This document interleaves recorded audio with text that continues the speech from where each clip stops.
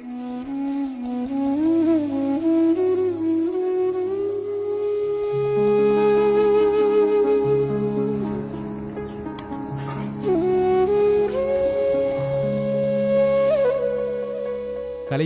தொழில்களை செய்து வாழ்ந்து வருபவர்களின் வாழ்க்கை என்பது ஏனையவர்களின் வாழ்க்கையை விட சந்தோஷமும் வித்தியாசமும் நிறைந்தது. கழிவுப் பொருட்களான சிரட்டைகள், பட்ட மரக்குற்றிகள், மாட்டுக்கொம்புகள், தும்புகள் போன்ற பலவற்றை பயன்படுத்தி சிற்பங்கள் உருவாக்கும் ஒரு சிறந்த கலைத்தொழில் மூலம் வாழ்ந்து வரும் ஒருவர்தான் முருகண்டியைச் சேர்ந்த செல்லமுத்து பொன்னம்பலம்.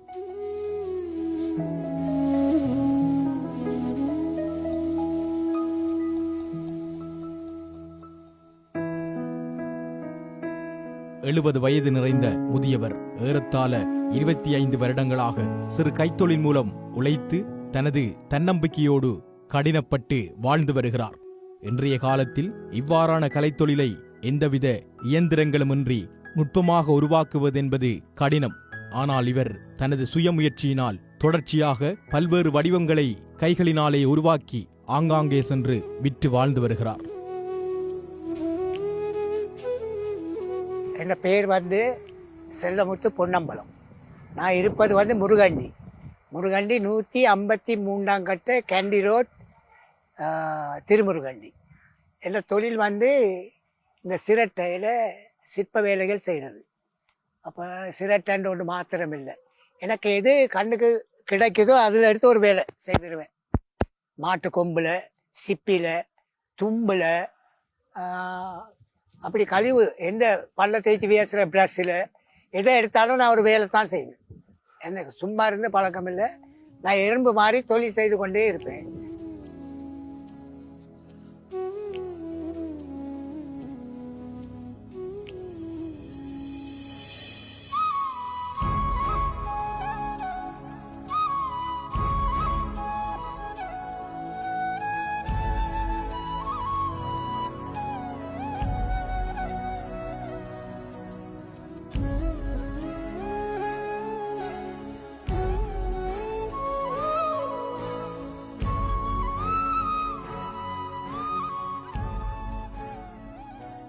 சரியான சந்தைப்படுத்தலுக்கு விட்டுக்கிற கஷ்டமா இருக்கு. சந்தைப்படுத்தலுக்கு விட்டுக்கிற கஷ்டமா இருக்குண்டா, இப்போ இது ஒன்று செய்து ஒரு நாள் வேலை கூலி ஒரு தச்சனுக்கு 2000, 2500, 3000 ரூபா போகுது. இந்த தொழிலை நான் செய்யக்குள்ள ஒரு நாள் ஒரு நாள் 1.5 நாள் முடியும். ஒரு மைல் ஒன்று செய்து முடிக்க. இதை நான் ரோட்டில் எடுத்துக்கிட்டு போனேன். காருகளை நிப்பாட்டுவாங்க, மோட்டார் பைக்கை நிப்பாட்டுவாங்க, பெரிய பெரிய ஆக்கள் நிப்பாட்டுவாங்க. நிப்பாட்டி கேட்பாங்க, ஐயா அது என்ன விலை? அப்போ ஒரு 1500 ரூபா தாங்க. இது என்ன தங்கமாக பூசி இருக்கு, 1500 ரூபா தரேன். சிரட்டை தானே, ஒரு 500 ரூபா தரவா? அப்போ வேணாம் ஐயா. அப்போ மனம் எனக்கு சோர்ந்து போகுது. அட என்னத்துக்கு இந்த தொழில்? அப்போ இதை விட வேறு வேலை செய்வோம், வேறு வேலை செய்வோம்னு தீர்மானிக்கிறது. தீர்மானித்து கொண்டு வீட்டுக்கு கொஞ்சம் யோசிச்சுக்கிட்டு திடீர்னு யாரும் சரி வருவாங்க. ஐயா உங்ககிட்ட சர்ப்பண்ண சாமான் சரி இருக்கா? போய் யாருக்கு பாருங்கள். அப்போ ஒரு கோழியோ, மானோ, மயிலோ, குருவியோ ஏதோ செய்து வச்சிருக்க காட்டுறது. இது என்ன விலை ஐயா? 2000 ரூபா தாங்க. என்ன கூட சொல்கிறீங்க? 1500 ரூபா தருவா? தாங்க. அப்போ அந்த மனுஷன் கேட்டு போனது ரோட்டில் 500 ரூபாய்க்கு.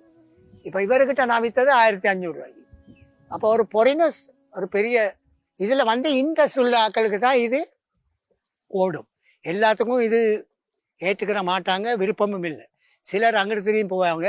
இப்போ இதை ஒரு பொருளை நான் எடுத்துக்கிட்டு போனால் ரோட்டில் இதை பார்க்காத சனம் ஒன்றுமே இல்லை. எல்லாட கண்ணும் இதில் பட்டு தான் போவாங்க. இதை பஸ்ஸில் ஏறினாலோ ரோட்டில் கொண்டு போனாலோ யாரும் ஒரு நின்று பார்த்துட்டு தான் போவாங்க.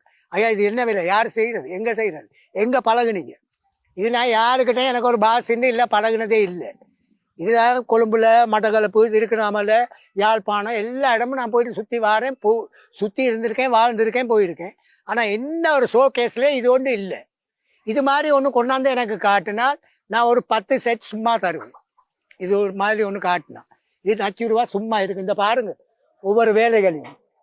இது ஒரு நீருக்காக இந்த பறவை பார்த்தீங்களா? இது உயிரோடு இருக்க மாதிரி தான் இருக்கும் இந்த பறவை.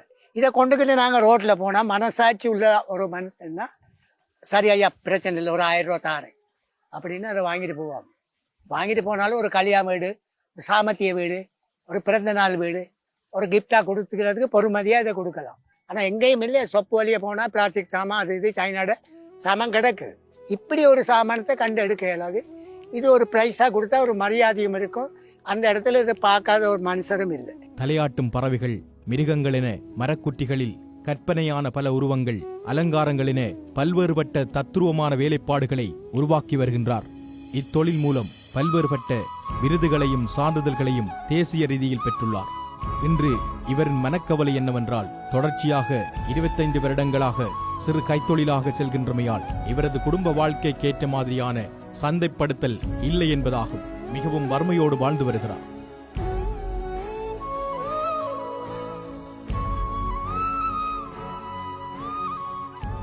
அறுபதுல ஐயா காலியில் ஒரு சிங்கள ஆள், ஒரு ஆள் முனசிங்கன்னு அவர்கிட்ட தான் நான் படித்தேன். 60ஆம் ஆண்டுனா பார்த்துக்கங்களேன். என் வயசும் இப்போ 70 வயசுக்கிட்ட ஆகுது. அப்போ ஒரு 13 வயசு 12 வயசு இருக்கும். அவர்கிட்ட தச்ச வேலை படித்தேன். ஒரு வருஷம் படித்தோடனே அதுலேருந்து விலகி நான் வந்துட்டேன். பிறகு யாழ்ப்பாணத்தில் போயிட்டு அச்சு வேலையில் படித்தேன் ஒரு வருஷம். இப்போ 2 வருஷம் படிச்சிருக்கேன் தச்ச வேலை. இந்த சிற்ப வேலை வந்து யாருக்கிட்டையும் நான் படிக்கலை. போயிட்டு ஒன்றை பார்த்து இப்போ கற்பனை பண்ணுவேன். நான் கற்பனை பண்ணுனா அதை செய்ய துவங்கினேன்னா செய்யாமல் விடவும் மாட்டேன். அதை செய்து முடித்தா தான் நான் மற்ற வேலையில் கை வைப்பேன். அது சரியாக வந்துடும். அந்த வேலையில் நான் கையை வச்சு தொடங்கினேன்னா அந்த வேலையை விடவும் மாட்டேன். அந்த வேலை சரியாக வந்துடும். இதை சந்தைப்படுத்துறதுக்கு இப்போ வந்தவங்களுக்கு எனக்கு ஒரு சின்ன இந்த ரோட்டு கரையில் ஒரு சின்ன பெட்டி கடை மாதிரி ஒன்று. பெட்டி கடை மாதிரினா ஒரு கண்ணாடி சோக்கு. அதுக்கெல்லாம் இதுகளை நிறைய வச்சா இப்போ பெரிய ஆட்கள் படித்தவங்க இதில் நல்ல இன்ட்ரெஸ்ட் உள்ளவங்க இவ்வளவு காசுனாலும் கொடுத்து வாங்கிட்டு போயிடுவாங்க. வெறுக்க மாட்டாங்க, வாங்கிட்டே போயிடுவாங்க. அன்றைக்கு நான் யாழ்ப்பாணத்தில் இப்படி தான் 2 குருவியை கொண்டுக்கிட்டு போகிறேன். அப்போ ஒரு பொடியனும் ஒரு ஐயாவும் பின்னால் வந்து என்னை தட்டினாங்க. பின்னுக்கு தட்டி போட்டு, இது என்ன ஐயா, யார் செய்தது, எங்கே கொண்டு போகிறீங்க? விற்க கொண்டு போகிறேன் ஐயா. எவ்வளவு இது? என்ன ஒரு 1000 கொடுத்தேன், 1500 கொடுப்பேன். 1000 ரூபாய் கேட்டாலும் கொடுத்துருவேன். அப்போ கஷ்டத்தின் நிமித்தம் கொடுத்துறது தானே. அப்போ அவர் என்ன தோலை தட்டி போட்டு பேக்கை விரித்து 5000 ரூபா காசை தூக்கி தந்தார். ஐயா நீங்கள் இந்த 5000 கொண்டு வீட்டை போங்க. பஸ்ஸில் போய் ரெஸ்ட் எடுங்க. 2-3 நாளைக்கு நல்லா ரெஸ்ட் எடுத்துட்டு அதுக்கு பிறகு நீங்கள் கொண்டுட்டு போங்க அப்படின்ட்டு அவர் போயிட்டார். அப்போ அப்படி பேருக்கு அந்த இப்போ பிரெஞ்சு படிப்பிக்கிறாரு யாழ்ப்பாணத்தில். பிரெஞ்சு பாச அது ஒரு ஸ்கூல். அவரும் ஒரு வெள்ளைக்காரன் தான், பிரான்ஸில்.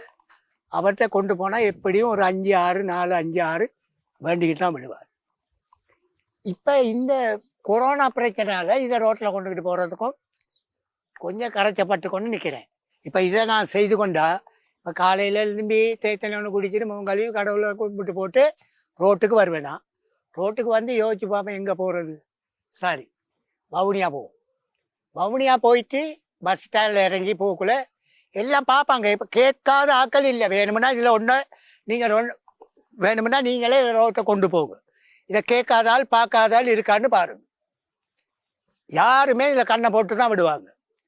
அப்போ அங்கே வவுனியா கொண்டு போனால் அப்படியே கச்சேரி உள்ளுக்கு போய் ஸ்டாண்டுக்கு போயிட்டு நகை கடை வழியே மற்ற எந்த கடைனாலும் டப்புன்னு கூப்பிட்டுருவாங்க. ஐயா இங்கே வாங்குவீங்க. எவ்வளோ ஐயா? 2க்கு ஒரு 3000 ரூபா தாங்க. 2000 ரூபா தருவா. ராய் 2 கொடுத்துட்டேன். அப்போ மற்றவருக்கு சொப்பில்லை. அந்த 2 எடுத்துகிட்டு கையில் எடுத்துகிட்டு அங்கிட்டு போகிறேன் நகை கடையில். இங்கே வாங்க என்ன இல்லை. சரி 2500 ரூபா தாங்க. 2000 தரவா? அதையும் தாங்க. 4000 ரூபா கொடுத்துட்டேன். பஸ்ஸில் ஏறி நான் வந்துடுவேன்.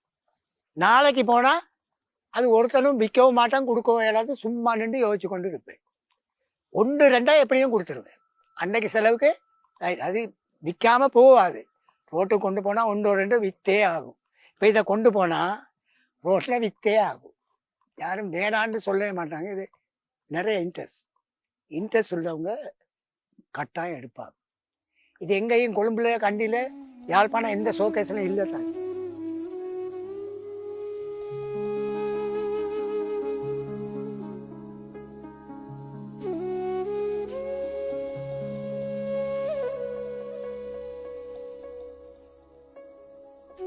கடவுள் ஒவ்வொருத்தருக்கு தர கொடைகள், அதை நாங்கள் சரியாக பயன்படுத்தி கொள்ளணும்.